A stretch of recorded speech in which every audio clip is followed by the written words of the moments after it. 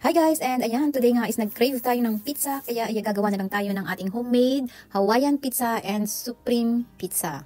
Bali, yung ginamit ko dito is yung very thin crust pizza, yung pre-made na siya para mas madali and easy to make. Ayan, naglagay lang ako dito sa base ng pizza sauce and saka nilagyan ko siya ng grated cheese and then ilalagay ko din yung pineapple.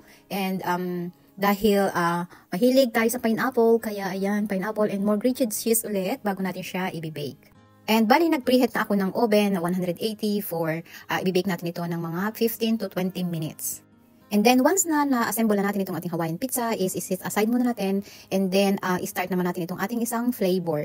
Bali, ito yung super supreme and then naghiwa na ako dito ng mushroom, capsicum na different colors and then lalagyan ko din siya ng maraming onion.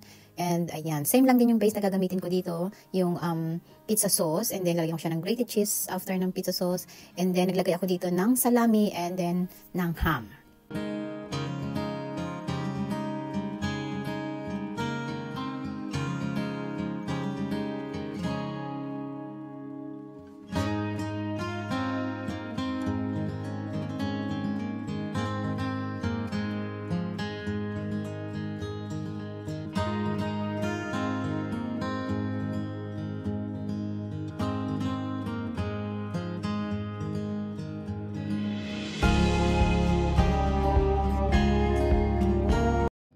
Same lang din ang procedure dun sa ating unang ginawa. Naglagay ako ng pizza sauce dito sa base. Ayan, pwede kayo gumamit dito ng any sauce kung gusto nyo. Pero yung ginamit ko lang dito yung available namin na pizza sauce.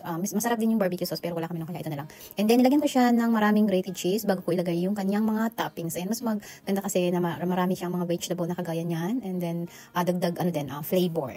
And then after nyan, i-bake din natin siya ng same degrees, 180 for 15 to 20 minutes din.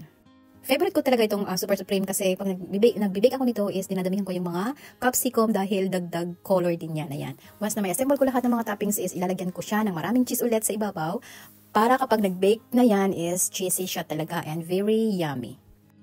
And ayun lang guys, thank you for watching. Hope you like it and please don't forget to share and follow na din and see you again later for my next videos. Bye-bye!